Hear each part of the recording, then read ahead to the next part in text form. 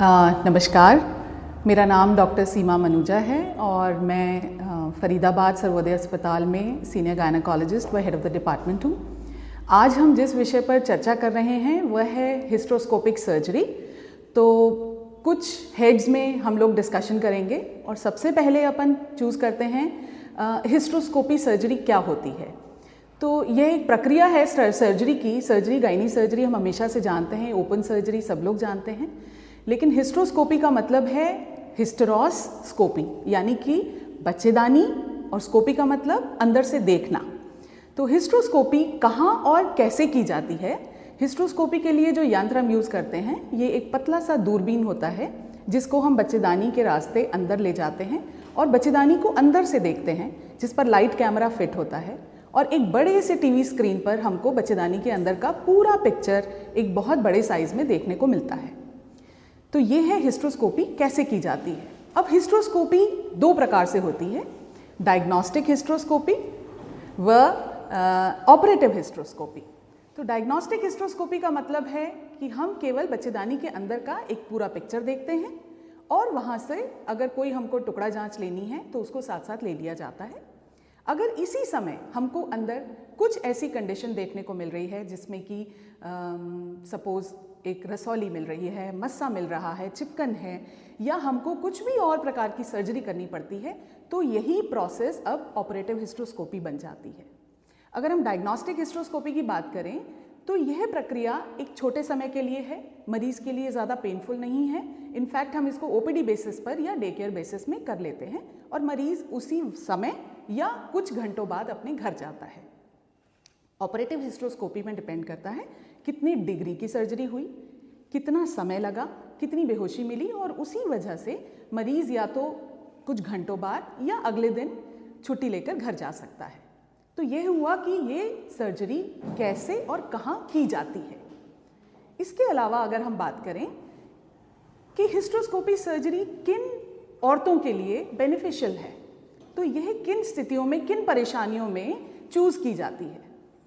Hysteroscopy surgery जो है वो सभी कंडीशंस जिसमें कि मरीज को अधिक ब्लीडिंग हो, मरीज को एबनॉर्मल ब्लीडिंग हो, मरीज को माहवारी बंद हो जाने के बाद, मीनोपॉज की स्थिति हो जाने के बाद फिर से यदि ब्लीडिंग का दोबारा से इनिशिएशन हो, तो यह एक अलार्मिंग सिचुएशन है। इन सब कंडीशंस में हमें हिस्टेरोस्कोपी की आवश्यकता पड़ती है।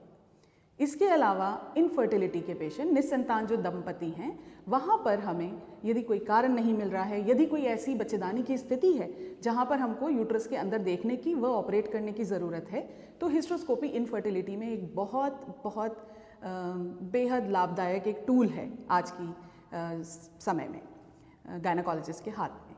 इसके अलावा कभी कभी बच्चेदानी के अंदर जन्मजात विकार होते हैं, पैदाइशी कुछ ऐसे कंडीशंस हैं जहाँ पर एबनॉर्मल यूट्रस के साथ लड़की पैदा होती है और वहाँ आगे चलकर उसको बहुत सारी कठिनाइयाँ आ सकती हैं और उसके करेक्शन के लिए भी हम हिस्टेरोस्कोपी का इस्तेमाल करते हैं।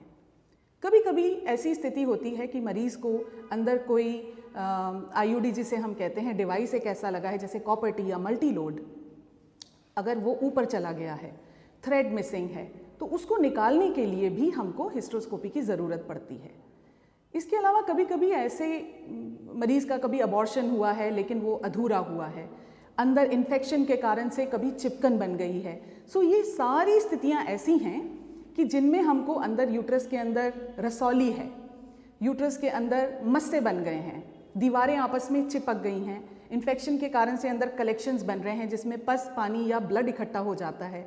तो इन सभी बच्चेदानी के अंदर से जब हम फेलोपियन ट्यूब्स यानी कि नलों को खोलने के लिए ऑपरेशन करते हैं, इन सब स्थितियों में हमको हिस्टेरोस्कोपी की आवश्यकता पड़ती है। तो ये सारी कुछ ऐसी कंडीशंस हैं जहां हम हिस्टेरोस्कोपिक सर्जरी मरीज की करते हैं। इनके अलावा भी बहुत सारी स्थितियों में हमें हिस्टेरोस्कोपी एक बेहद इम्पॉर्टेंट टूल आज के गायनेकोलॉजिस्ट के हाथ में है। लास्टली मैं ये बताना चाहूँगी कि वाई हिस्टेरोस्कोपी, ये कंडीशंस हमेशा से औरतों को तंग करती रही हैं, इलाज होते रहे हैं, लेकिन हिस्टेरोस्कोपी के आने के बाद से जिन कंडीशंस के लिए हमें मरीज की ओपन सर्जरी, एक बड़ी कॉम्प्लिकेटेड पेट खोलकर, बच्चेदानी को खोलकर उसके अंदर ऑपरेट करना पड़ता था, आज उन सभी कंडीशंस के लिए हम एक बेहद आधुनिक और सेफ टेक्निक से बच्चेदानी के अंदर जाके उस कंडीशन को वहीं देखकर वहीं पर इलाज करते हैं, यानी सी एंड ट्रीट एक साथ उसी समय साइमल्टेनियसली हम बीमारी को देख रहे हैं, बीमारी का उपचार कर रहे हैं। एडवांटेजेस, कॉस्ट हमारी जो एक ओपन सर्जरी के मुकाबले अगर हम बात करते हैं कि डे केयर प्रोसीजर हो रहा है, कुछ घंटों में मरीज अपने घर जा रहा है, तो कॉस्ट डेफिनेटली जो है खर्चा मरीज की पॉकेट पर बहुत बहुत आसान हो जाता है। जिस कंडीशन के लिए मरीज 5 दिन 7 दिन भी पहले भर्ती रहता था, वो कंडीशन आज हमारी बेहद कम समय के लिए मरीज के लिए आसानी हो जाती है। Cost and then pocket friendly, मरीज के लिए एक छोटे समय का काम। इसके अलावा मरीज जल्द से जल्द अपने काम पर वापस जाता है, उसके लिए जो बेड डेज हैं यानी आराम के जो दिन हैं वो काफ़ी कम हो जाते हैं। इसके अलावा जब हम दूरबीन से देखते हैं तो यह सिचुएशन बहुत एक्यूरेट हो जाती है, मरीज के लिए कोई कट कोई टाँका नहीं रहता है। सो इन सब एडवांटेजेस को देखते हुए हिस्ट्रोस्कोपी डेफिनेटली एक बहुत बड़ा बोन है, और इसके साथ ही बाद के लिए मरीज के लिए परहेज, रेस्ट, ये सब काफ़ी कम हो जाता है। तो उम्मीद है कि आपको ये हिस्ट्रोस्कोपी के बारे में जानकारी लाभदायक रहेगी। धन्यवाद।